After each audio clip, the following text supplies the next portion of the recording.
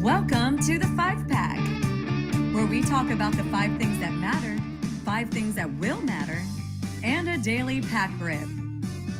Here is your host, Kyle Elfrink. Yes, we welcome you in at the Better Sports Network. Kyle Elfrink with you, and you are here at day number 1 of the 5-Pack here on BSN. Should be a lot of fun each and every day. Monday, Tuesday, Wednesday, Thursday, Friday, we get rolling at noon Eastern. And what do we do here? Well, I'm glad you asked. It's pretty simple what we do here. We give you 5 things that mattered from the night before. We preview the night to come with 5 things that will matter. And then we have a little fun at the end. We got to have a daily pack rip, right? That's right. We're going to open up packs on the show every day on the 5-Pack. Great to have our producer, Heather Klein, helping us out on this Monday. She will be with us each and every day. This will be a pretty quick hour. And one fun thing that we get to do with this hour and with our little get-together each and every day is watch some highlights. Have a little fun. Let me pontificate, if you will. But this will be your one-stop shop for everything that matters to you, the fantasy DFS player, maybe someone who just likes a little baseball history. We will get to all of it today in our 5-Pack. And again, each and every day beginning today. You can always catch us here at 12 Eastern. If you are wondering, well, where can I follow you guys on Twitter? I'm glad you asked. You can hunt us down at Better Network on Twitter. Go to bettersports.com for the latest with all of our fun online. And there's so many things to check out there. On-demand features. We've got specials located there, a memorabilia shop that you can check out. So we will be adding and creating and getting more excited as we go through the upcoming months. But we are very, very happy to get rolling here on a Monday. Okay, should I get out of the way? Should I start having fun? Yeah, let's have some fun. Let's tell you about 5 things that matter. Again, each and every day, right here at this very same time, I'll kind of peruse the box scores, peruse the sports world, and tell you things that you should care about. Because let's be honest, there are a lot of things. There are many things to follow. There are some things that are very important things, but they're covered everywhere. There are other items that are still important, but they may not be getting the coverage they deserve. Now, I'm not going to tell you that all 5 things every day are things that aren't getting covered. I can tell you this, our first thing coming up, it's very, very covered. But these are things, in case you missed it, you stop here. You do your hour. You maybe have your turkey sandwich, maybe your bowl of soup, maybe your chef salad, whatever it is. You sit here for an hour and you have fun here on the 5-Pack. Without further ado, let us get into the 5 things that did matter from yesterday. And we start in Pittsburgh, Pennsylvania. Who'd have guessed that, huh? Pittsburgh? Baseball? The Pirates? Well, we had something that mattered yesterday. They were taking on the White Sox on Easter afternoon. And unfortunately for the Pirates, their star player got injured at the plate. Let's take a look. On the ground to third, Moncada's coming home. Throw is high. Sebi got there, and that is out at the plate. And Cruz is hurt.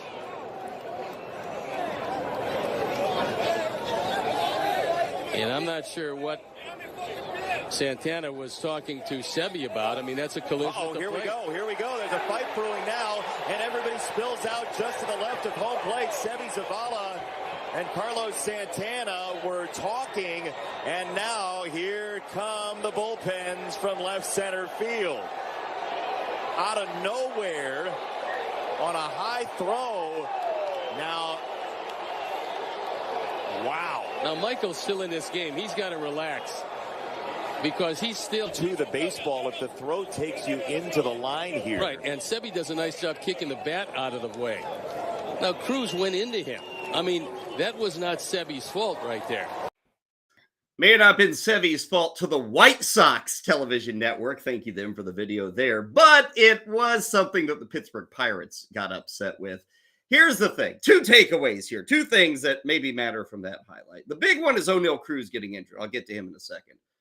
The other one is baseball, bench clearing brawls. Is it just me, or like 80% of these like more depressing than anything else? That I guess that counts as a bench clearing brawl, what you just saw there. And I get it, the Pirates, I think it was Carlos Santana, he was in the on-deck circle. He was upset with the catcher, Sebi Zavala, for in effect, turning to a fallen O'Neal Cruz and saying, learn to slide, sucker, or something to that nature. Okay, I get it, but nothing happens. Like, you got guys running in from the bullpen, you've got benches clearing, and it's just a bunch of guys like puffing their chest and yapping. That's all it is. And when you watch that low light, if you will, check out the Pittsburgh trainer. I don't know if you caught it there, but O'Neal Cruz is unfortunately injured at home plate. Trainer comes out. While the trainer is out there, the words are exchanged. Oh, don't do that to my teammate. Oh, shut up, you all this stuff. The trainer almost huddles over O'Neal Cruz. He sees what's about to occur with the benches clicking. Oh, I got to protect O'Neal Cruz. And he's just sitting there like as if 50 guys fall on top of him. He will save O'Neal Cruz. It's kind of like Pompeii. You know, the volcano years and years and years, centuries ago.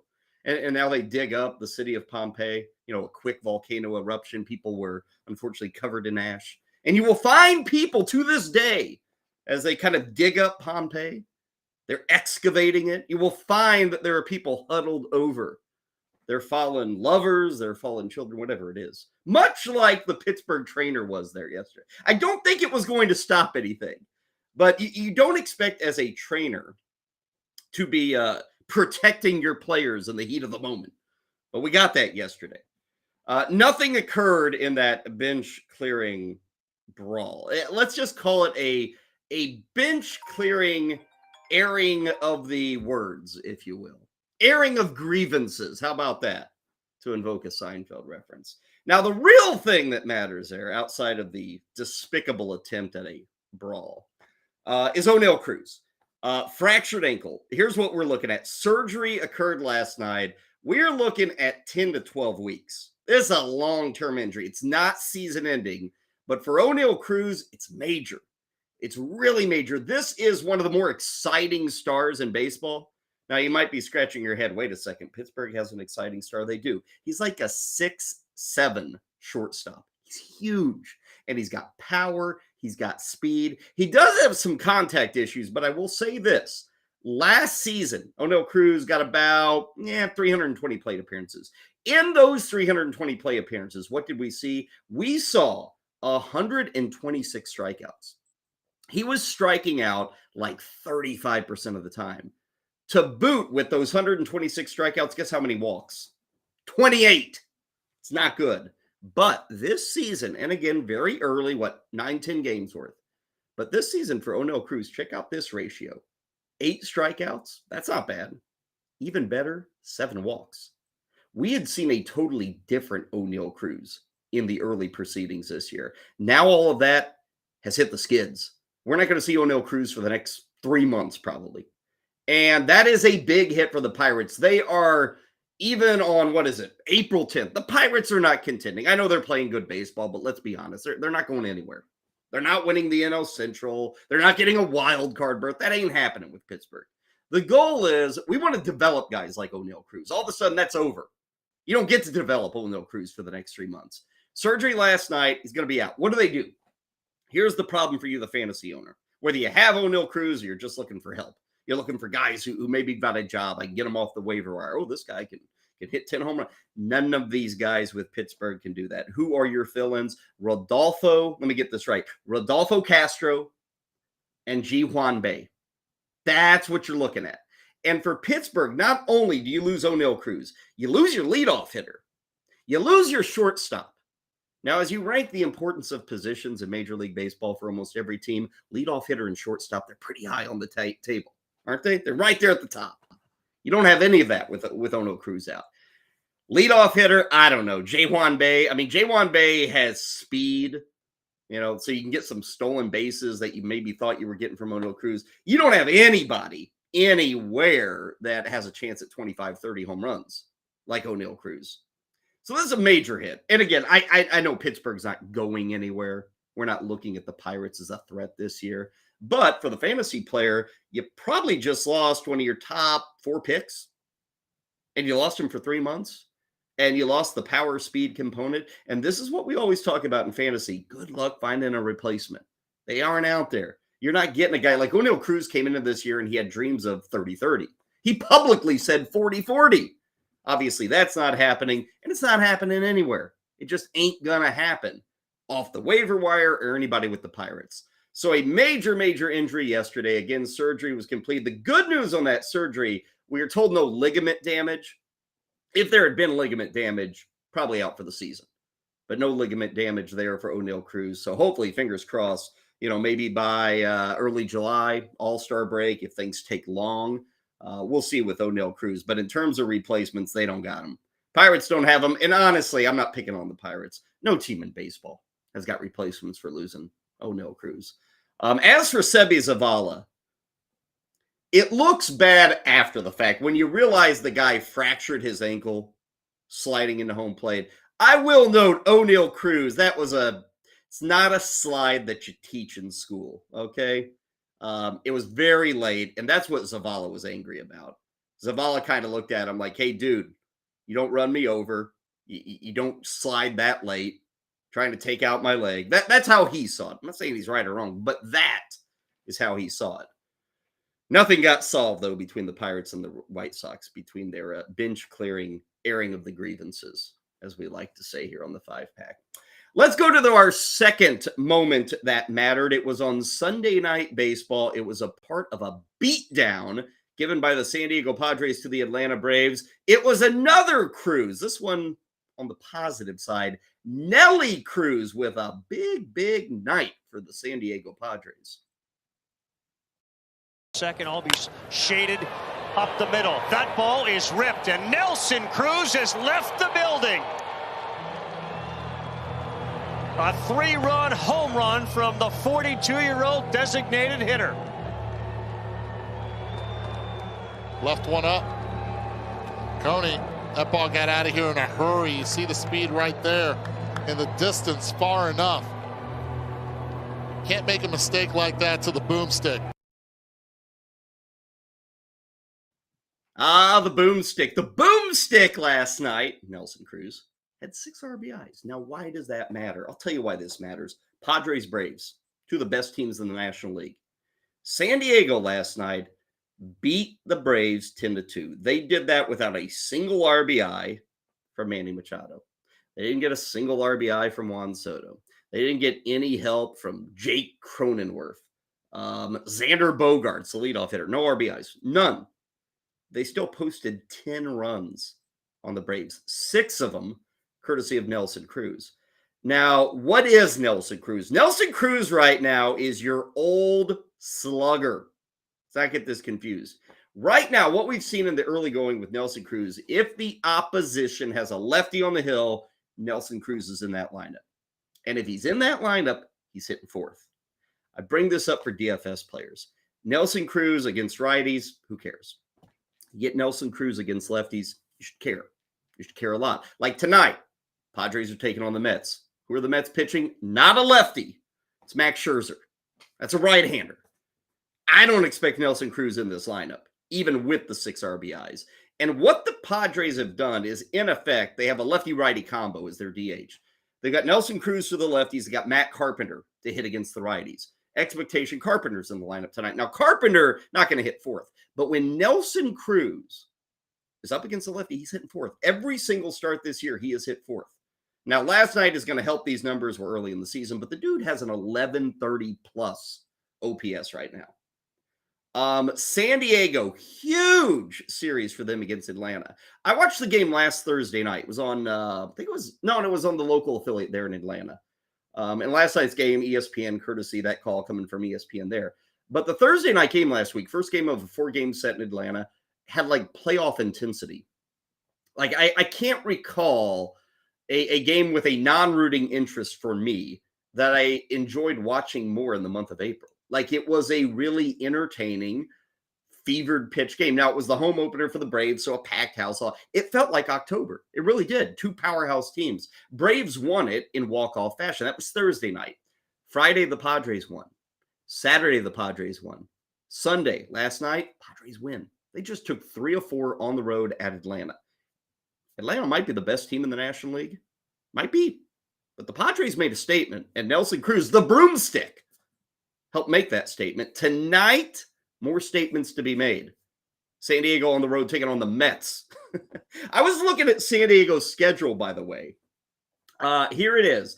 They are in the midst of 20 consecutive games against Arizona, against the Mets, the Braves, and the Brewers. Now, I'm going to say not all those teams will make the postseason, but all 4 of those teams are solid teams. I mean, Milwaukee and Arizona are playing great baseball. We know what the Braves and Mets can be. San Diego, 20 consecutive games against those teams. They're in the early stages of those 20. Again, they got the game against the Mets beginning tonight, taking on Max Scherzer. That'll be a heck of a matchup, by the way. Darvish and Scherzer should be a fun one. Couple of vets there. But San Diego coming out and making some statements, certainly making a statement there in Atlanta over the weekend. Let's move to our third moment that mattered here on the 5-pack. We go to Minneapolis. We go to Houston and the Minnesota Twins, and we talk about the rookie pitcher, Hunter Brown, who emerged as a stopper on Sunday afternoon. To go on the IL with soreness in his side. 3-2, Solano strikes out. 92 on a slider from Brown. Strikeout stuff on the mound. I'd be surprised to see him go. Stays. Strike 3 called. And back down at 93 on a slider. And Jeffers is out. And I think, with that slider cutter that he throws, he's a guy that likes to get around the ball. Taylor strikes out. Slider's been the Options. swing and a miss. Strike 3 at 97. Some things work out for you. 2-2. Miranda tried to hold back. He went around, though. Could not. Another high fastball. So back-to-back strike. Create power. He's strong enough to be able to do this. 2-2, a swing and a miss. Bottom fell out of that curveball. A hard knuckle curve at 83. Strike. His only goal was to be healthy for 162 this year. Strike 3, Larnach on a curveball. Strikeout number 7. Now for Brown. And it was 7 strikeouts for Hunter Brown. I love Trevor Larnach walking back to the dugout after that last one. Did you watch those pitches? That was some stuff from Hunter Brown. His first outing, which was against Detroit, was not good. That outing against Minnesota, that's good. That's 7 strikeouts, 7 innings. That is 2 hits, 2 walks, no earned run, 97 pitches. That's great stuff from Hunter Brown. Now, here's the thing with Houston. Is Hunter Brown locked and loaded in this rotation? The big key here is Lance McCullers. Lance McCullers currently injured. Lance McCullers is always injured. Houston's got a good rotation. They got Javier, they got Valdez, Luis Garcia. You see Hunter Brown. McCullers has always had a great arm. He just can't stay healthy. Like you hear the Minnesota broadcast there, Bally Sports with the video. And it's almost like they even expressed defeat watching these strikeouts. That was some stuff from Hunter Brown. And I wonder, we get into a day and age in Major League Baseball. What can Hunter Brown be this year? Well, unfortunately, we are the victims of whatever Houston decides he can be this year. Yesterday, he looked like a stopper, right? I don't know how much you paid attention to that Twins-Astros series. A couple of good teams. Minnesota won the first 2 pretty easily. And it'd been like 3 days since Houston won. Now they're Houston and, World Series this, World Series that, a lot of experience, veterans, all that good stuff. But they had to turn to, in effect, a rookie to stop the bleeding. And Hunter Brown answered in the affirmative very, very well. If I'm Houston and I look at yesterday's effort, that speaks to me. That matters. I start to think, Hunter Brown may have it. After the first game against Detroit, Hunter Brown didn't look like he had it. But yesterday, on it. And you look at those pitches. I mean, that knuckle curve was just improbable almost. Nobody's hitting that. I don't care if you're Shohei Ohtani, you're not hitting that. So yesterday, a very big step in the right direction. I think long-term about Brown and the Astros this year, I almost feel like this could be a 6-man rotation developing in Houston, which, years ago, nobody does this. Lousy teams do 6-man rotations. Not anymore. A team like Houston, it may work for them. And they may look at guys like Luis Garcia or even, a Javier, certainly a Hunter Brown. And they say, let's skip starts. Let's move them to 6 days, 7 days rest. something to follow. But I think what mattered yesterday is Hunter Brown stepped up in a big moment. His team needed him. And as a rookie, he kind of showed the vets, he showed the coaching staff, hey, I can do this. He was spot on against the Minnesota Twins yesterday. Who wasn't spot on? Well, that leads us to number 4 in our 5 things that mattered. Takes us to Philadelphia. Now, I am not one of those who said, well, Philadelphia made the World Series last year. They're really good. They got out and went Trey Turner, and they're going to do it again. I was not that guy. I have been taking every single under I can find on the Philadelphia Phillies this year. Like, I think it was 89.5 was the win total. Under. People didn't like that. But I'm feeling good about it now. The Philadelphia failures. And what is failing right now? Health has been bad, but this bullpen has been bad. And yesterday, they weren't any better. Another Philadelphia failure. This one against the Cincinnati Reds.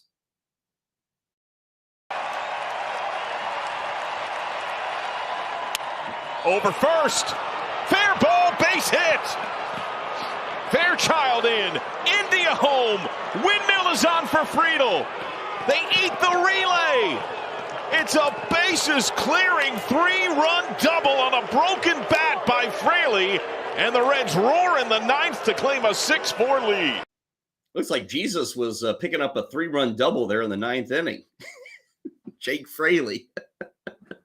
On Easter Sunday, he helped the Reds rise up from the dead with that 3-run double, and they get the win in Philadelphia. Philadelphia and their bullpen. This has kind of been an ongoing situation for like 4 or 5 years with Philly. And here's the thing. Last year on their way to the October Magic and the World Series, they pretty well looked at 3 guys, and they just threw the hell out of them. They'd get, 5 innings from their starter, and then they'd somehow finagle 4 innings from their relief corps. And it was Dominguez and Alvarado and these guys, and they would just push them and push them and push them. And it worked in October. Okay, it did. They're still not very much. They still aren't when you look at this bullpen. Sir Anthony Dominguez, he served up that 3-run double in the loss yesterday. His ERA is now 15.75. Craig Kimbrell, he was brought in. His ERA is 13.50. Gregory Soto, he was brought in from Detroit. ERA is 9. This bullpen ain't cutting it. It's not cutting it at all. Here are the numbers for the season. 33 1/3 innings for their bullpen. A 6.75 ERA, a 1.83 whip. They have 26 walks in 33 innings. 26! It's awful. Now, what matters here, because Kyle's not breaking any news, the bullpen stinks again. Here's what matters. Check your league. Check your waiver wire. Is Jose Alvarado out there?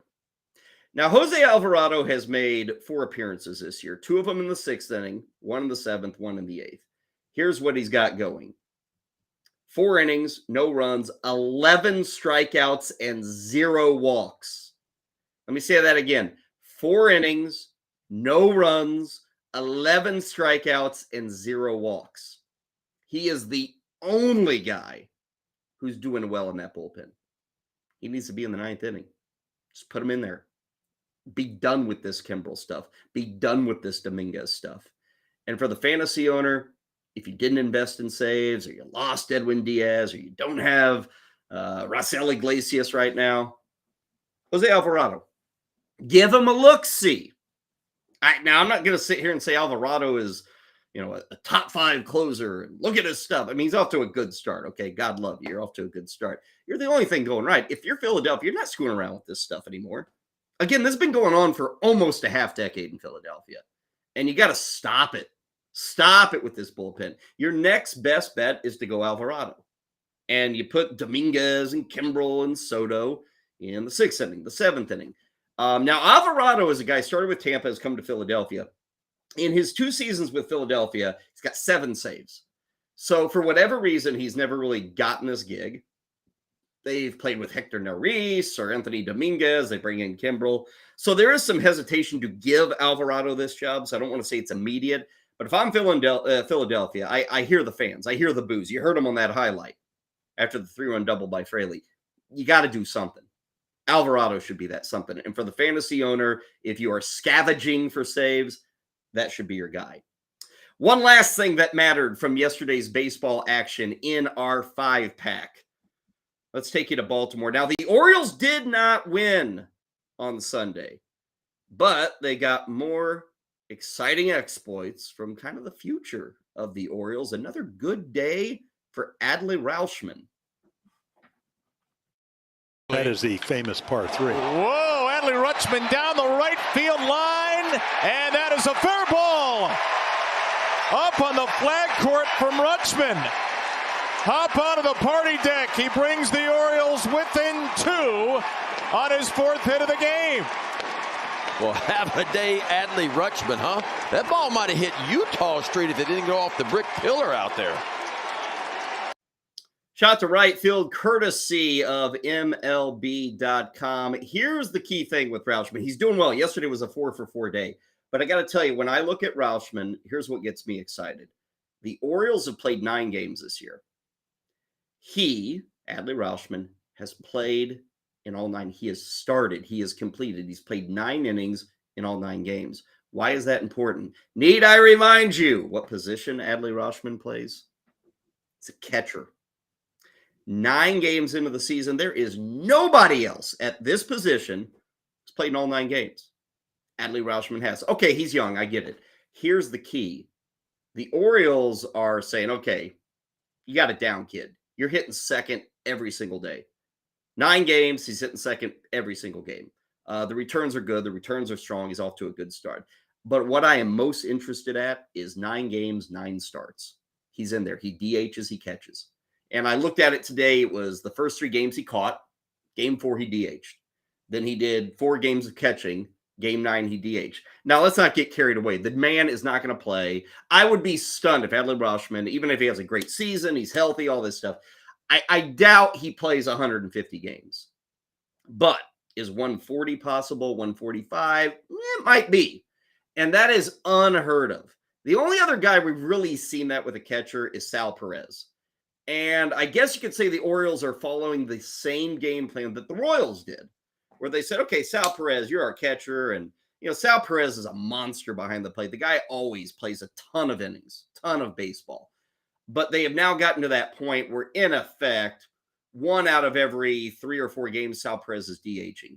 Now, he does take days off.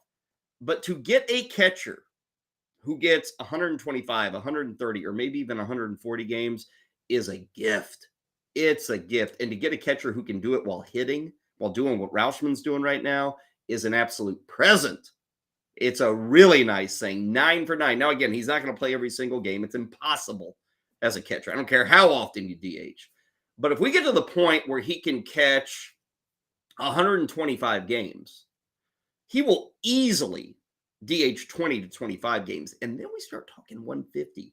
And I don't care if you're Raul Muto or even Sal Perez, who's in his 30s. Nobody does that.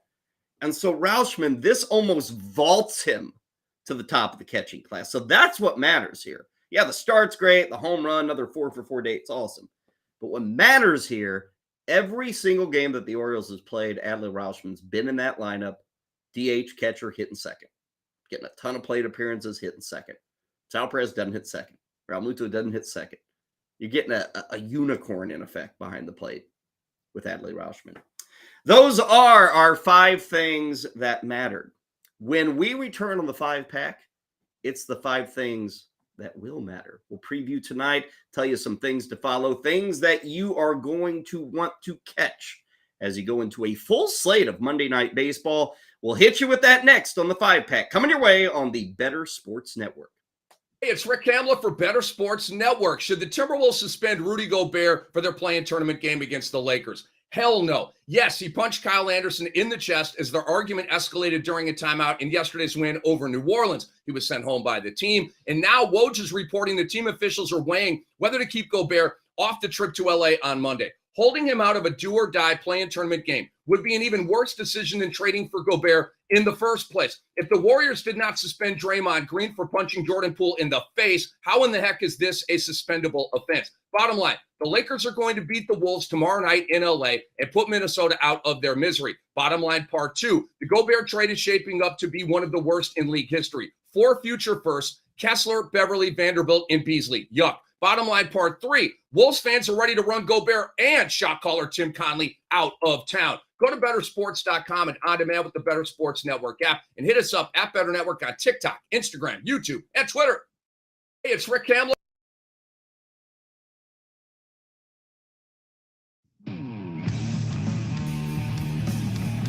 Welcome back to the 5-Pack. Next up, the 5 things that will matter. Here's Kyle Elfrink. Thank you very much, Miss Heather Klein. Kyle Elfrink back with you. The debut of the 5-Pack. If you missed what we are earlier, let me tell you what we are right now. What do we do on the 5-Pack? Well, you just missed our rundown of the 5 things that matter. 5 things that occurred yesterday that matter to you, the baseball and fantasy fan. Now we hit you with the 5 things that will matter. Looking ahead to tonight. And as I noted, full slate, I think we got 14 games coming your way in Major League Baseball and a lot of big storylines to follow. We begin with our first one on the 5 things that will matter. Tampa. The Tampa Bay Rays. They're the biggest story in baseball, aren't they? 9-0 is the start. Now, as it must always be said, 9-0 is great. 9-0 is exciting, all that stuff. You've played Detroit, Washington, and Oakland. Now, full credit, you get it. You get the high five, okay? You get the wins are wins, right? You get to do that. So I'm not going to sit here and knock them and say, oh, you're playing the worst teams in baseball. You are, but that'll change a bit tonight. I wouldn't say the Red Sox are a good team, but the Red Sox are the best team that the Tampa Bay Rays will have played. Here's the story with Tampa. Tops in baseball in OPS right now. 967. They actually have 7 batters in this Tampa Bay Rays lineup that have an OPS over 1,000. Now, the way you get an OPS over 1,000 is you hit a lot of home runs. Guess what? Tampa's hitting a lot of home runs. Last season, the Rays were 25th in baseball in round trippers. Right now, through the first week and a half, they're number 1. So it's fair to say, okay, you hear that stat, you see 9-0, and you say, oh, they must be playing way beyond and way better than we ever would have expected. I looked at the numbers today, and it's not really the case. Like, Wander Franco's doing well, but Wander Franco was the best prospect in baseball 2 years ago. Randy Arozarena is doing really well, but Randy Arozarena is an all-star. You know, he's a 25-25 guy. They got a couple of guys, I guess you could say, they're doing better, I thought, like, you know, if Brandon Lau can keep this up, okay, now we're talking about where he was 2-3 years ago. Brandon Lau will go through slumps. Right now he's hot. But what he's doing is not outrageous. He had another home run yesterday. About the only guy I could look at and say, well, that's probably a guy that is, you know, ahead of his skis right now is Jose Siri. Jose, who the heck is Jose Siri? Well, he's hitting well. He's come up with some big production. He's a center fielder. He usually hits like 8th in this lineup. Now, here's the thing with Siri. I promise you, for the next 2 weeks, he won't be any worse than he is right now. I'm cheating because he was placed on the IL yesterday. So now the Rays are going to have to go into their depth. I don't think anybody looks at their lineup and says, oh, that's one of the top 5 lineups in baseball. Right now, it's playing that way. But I don't think anybody looks at their lineup and what they've accomplished in the 9-0 start and says, oh, these guys are all far and beyond what they could ever be expected to do. They're not. Probably the biggest thing going on here is maybe Josh Lowe, at least to me. And for those in fantasy leagues, if Josh Lowe is available, take a gander, take a look, take an option of picking him up, especially if you're in a league with 4 or 5 outfielders starting. Because Josh Lowe does have a power speed component to his game. His initial runs in the major leagues have been awful, really bad. He's had major contact issues, but he has consistently been seen as a higher end prospect. Right now, Josh Lowe, well, I'll give you a cheat code in just a second about Lowe and Lau and all that stuff. But Josh Lowe is in this lineup every day. And now with the injury to Siri, he's going to stay in this lineup. Now, who knows where we are a month from now or 2 months from now, but this is a talent you take a shot on. And he's playing well right now. The whole team's playing well. They get set for Boston tonight. I think they're taking on Nick Pivetta, I think is the starter for the Red Sox. I have Pivetta in a weekly league, and I benched him. Now I can bring him back for the weekend. We get 2 changes of our lineup each and every week. But I said, no siree against Tampa. I'm not saying, and Nick Pivetta's been good in his first couple of starts, but I'm not touching that. So I passed on Pivetta because of how hot this Rays lineup is, and Josh Lowe is a part of that. Now, my cheat code on the Rays, and this goes for anybody who has to talk about these guys. I don't know if anybody in the audience is a part of this group. Keeping the lows and the lows separate. Here's what I'm going with. Josh Lowe bats lower in the lineup than Brandon Lowe. Okay, that's my cheat code. Now we got to make sure that Josh Lowe keeps batting lower in the lineup. He usually hits like 6th or 7th, and Lowe is in that 3-4 spot. So as long as that holds, my cheat code should hold on keeping on. And then it's Nathaniel Lowe in Texas, and I think he used to be with Tampa, but he's not a Lowe, and he's not a Nathan, and he's not a Nate. He's a Nathaniel. But on the Rays, it's a Brandon Lowe and a Josh Lowe, even though they're both spelled Lowe. One other thing with Tampa, they're going to have a good April. They already are. They're 9-0, but 6 of their next 23 games, including this one tonight against Boston, are against teams that last year were below 500. So they still have 17 of the next 23 against teams that had a rough 2022. So that does work well. I checked the postseason probabilities for the Tampa Bay Rays because, I mean, you start 9-0, should have a good shot, right? For them to get to 90 victories, they got to go 81-72 the rest of the way. Is that right? Yeah, I think 81-72. That'll get them to 90 wins. Baseball Reference has them at 95% to make the playoffs, which seems high to me. I kind of like the Fangraphs number more. It was 90%. You're still in the American League East, okay? You still have the Yankees, you still have the Orioles, the Blue Jays, all that stuff. And it's worth noting, you get off to a 9-0 start, you expect to have like a 4 or 5 game lead. You don't in the AL East. Because, frankly, Toronto's playing fine. They had a big win yesterday against the Angels. That was a wild one between the Angels and Blue Jays. Yankees are like 6-3, I think. So you've gotten off to this great start, but by no means have you like distanced yourself from the competition. That's not happening right now with the Tampa Bay Rays. They will get Boston tonight, 6:40 for that first pitch in Tampa. Let's move to our second matter that will matter tonight. It's another guy, not team, but guy going for 10 in a row. It's St. Louis Cardinal rookie Jordan Walker going for 10 in a row. Now check out that graphic there. Check it out. We're in history right now with Jordan Walker, the rookie of the Cardinals. He's up to 9. That stat has 8, but Jordan Walker is now at 9. Had another hit yesterday against Milwaukee. Cardinals are in Colorado to start the week. So we've seen Jordan Walker pass Fred Hutchinson of 1939. With a hit tonight, Jordan Walker would pass Ted Williams in 1939. And then he's going after Eddie Murphy, not Murray, and not the comedian Eddie Murphy.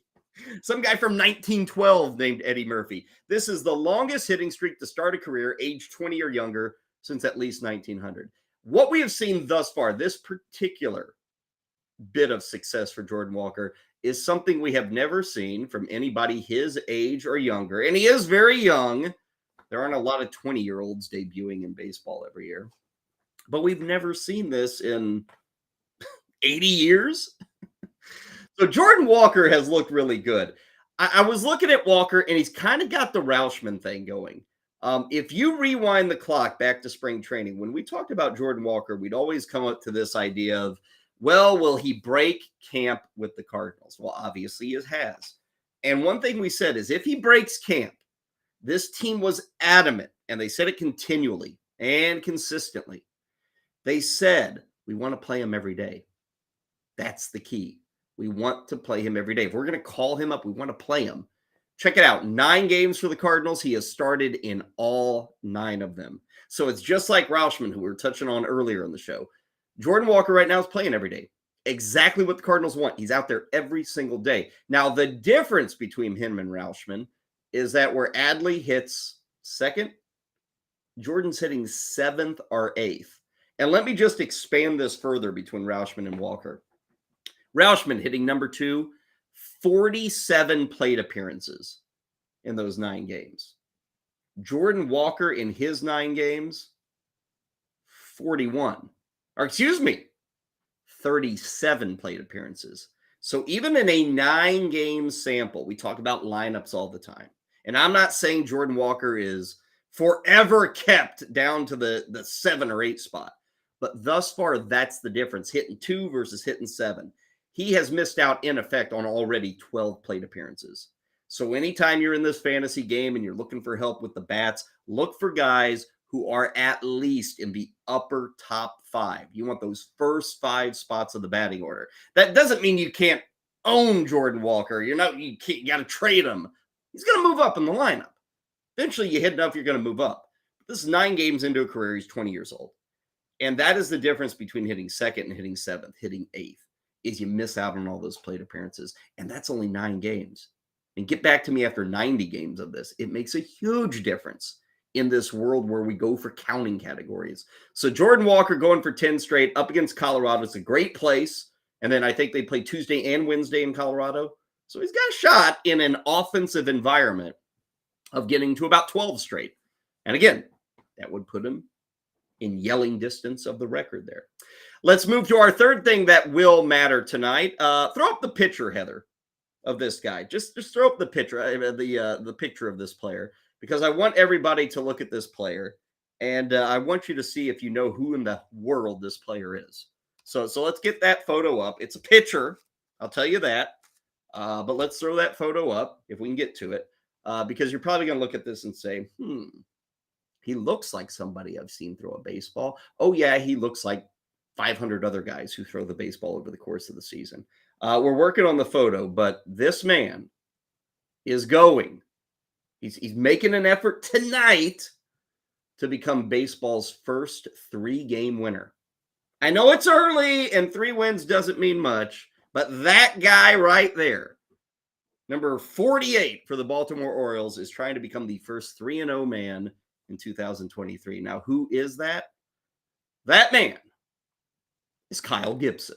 Of course it's Kyle Gibson. Now, there is another pitcher tonight who can move to 3-0. That's Julio Urias, but he does not play until late tonight against San Francisco.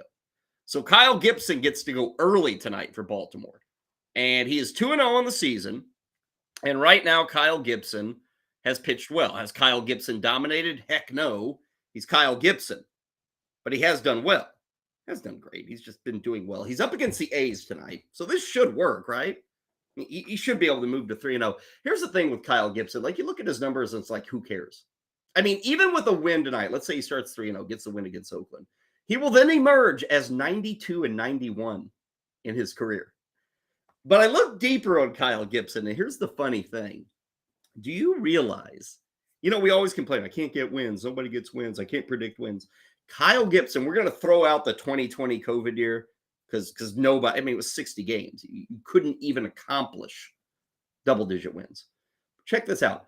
5 straight years that Kyle Gibson has won double-digit games. Now, that's about the only feather in his cap, to be honest. His ERAs are middling. His whip is no good. He doesn't strike any guys out. But that one category, we'll give at least a wee bit of credit to Kyle Gibson. He gets double-digit wins 5 straight years. And that's Minnesota and Texas and Philadelphia and now Baltimore. And I don't care that you're starting 3-0 if he gets the win tonight. He's still probably going to finish with 12, 13 victories, right? But it's not the worst thing in the world. If he's your 8th starting pitcher, that's fine. You'll take one category of success from a starting pitcher. If he's your 8th guy, you'll do it. So good luck to Kyle Gibson tonight. It may matter, the first 3-0 man in Major League Baseball. Now, on the other side of the coin, we move to the fourth thing that will matter for the night. Max Scherzer, trying to get back to being Max Scherzer. Look how disappointed he looks. Now, I don't know this for a fact, but this probably came from one of his first 2 outings this year, that photo there. Max Scherzer has not looked like Max Scherzer through the first 2 starts. Now, I'm going to say this before we get carried away. I am not worried. I am not concerned. That frown will be turned upside down. Will it begin tonight, though? That is the question. Taking on San Diego, Scherzer has given up home runs, 4 of them in 11 and a third innings. He is not getting strikeouts. What's the total here? 8 Ks to 4 walks, 12 hits in 11 and a third innings. Those are not Max Scherzer numbers. Now, again, I'm not concerned. Tonight, that's a challenge. We talked about the Padres, right? They just took 3 or 4 from Atlanta. They're feeling their oats. We'll see if Max Scherzer can get it turned around. That K to walk total, 8 to 4, that is something you never see from Scherzer. You know, Ks are 10 plus per 9. The walks are usually very low for Max Scherzer. Now, the 4 home runs, he has shown a propensity to give up the long ball. So that shouldn't be anything that shocks a Scherzer owner. I mean, that's what he's had problems with. Finally, number 5 on our things that will matter tonight. I got a good one for you. Got a fun matchup. Milwaukee is on the road against Arizona tonight. Check this out. Didn't know this until I was digging through the stats. Arizona is 17 for 17 stealing bases this year. Corbin Carroll, 5 for 5. They have 8 different players on their team, the Diamondbacks do, who have stolen bases. They seem to be embracing this idea of the new rules in Major League Baseball. 17 for 17. They have to get thrown out this year. Tonight, they are taking on Milwaukee. I looked it up. The Brewers have allowed 3 stolen bases this year. 3! And they've only had 5 stolen bases attempted against them. So tonight, we got this stolen base crazy team who has yet to be thrown out trying to steal a base. 17 for 17, taking on Milwaukee, who thus far, nobody's been stealing against. And I'll throw another angle in for you this evening between the Brew Crew and the Diamondbacks. Guess who's on the hill for Milwaukee? It's a lefty, a wily veteran, Wade Miley. Now check out Wade Miley here. This guy's been pitching. This is his 13th season in baseball. Wade Miley, and this is crazy, and I get it's a different era, nobody steals. Wade Miley has allowed 34 steals in 13 years of baseball. 34! And actually, the stolen base success rate against Wade Miley for his career is under 50%. 72 times players have tried to steal a base on him. They have been thrown out in 38 of them. So there's a success rate, 34 for 72. So this is fun tonight, Arizona and Milwaukee. Again, new baseball, bigger bases, not as many throws over. Teams are saying, wow, we can have a success rate over 80%. Arizona's 100%. But tonight, they run into Wade Miley. That is something that will matter coming up this evening. The game inside the game, if you will.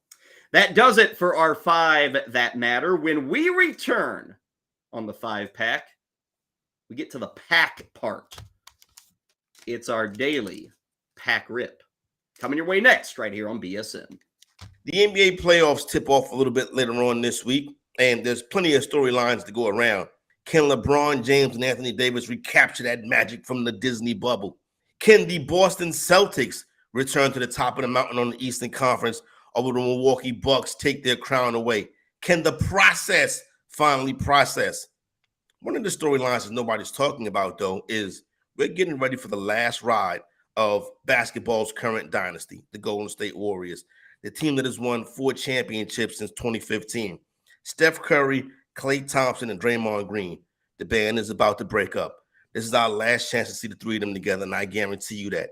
But what's interesting is they could go out in classic fashion this year, because there's a chance that the Golden State Warriors could have to eliminate LeBron James and the Lakers, as well as Kevin Durant and the Phoenix Suns, on a trip just to get to the finals before they face the Eastern Conference champion. So Steph, Klay, and Dre, this is your last dance. You got your work cut out for you. Make it special. For more better content, visit the Better Sports Network on bettersports.com and at Better Network on Twitter, Instagram, YouTube, and TikTok.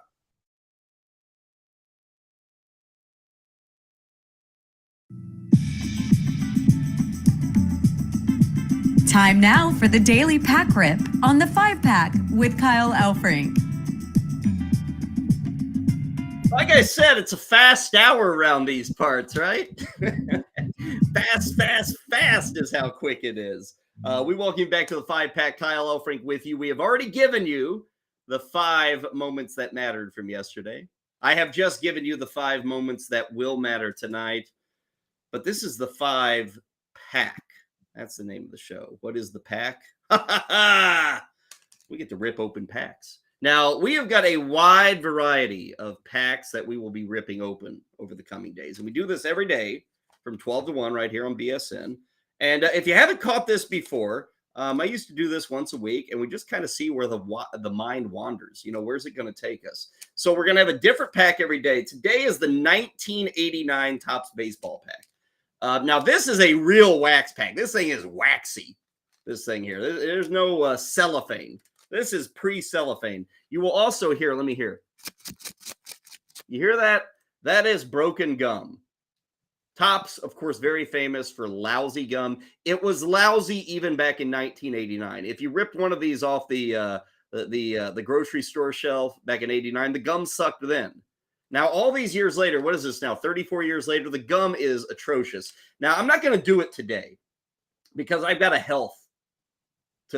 My health. I got to worry about my health. I can't eat this stuff anymore. I have eaten this before, and it was absolutely deplorable, the gum in here.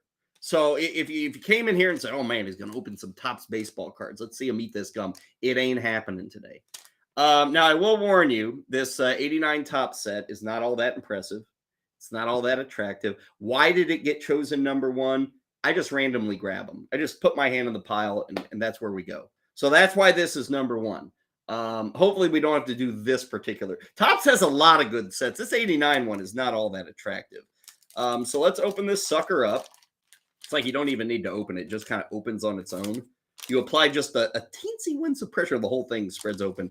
Before I get to the cards, let's see the gum here. Now, back in 1989, when this was first packaged, you would get a stick of gum.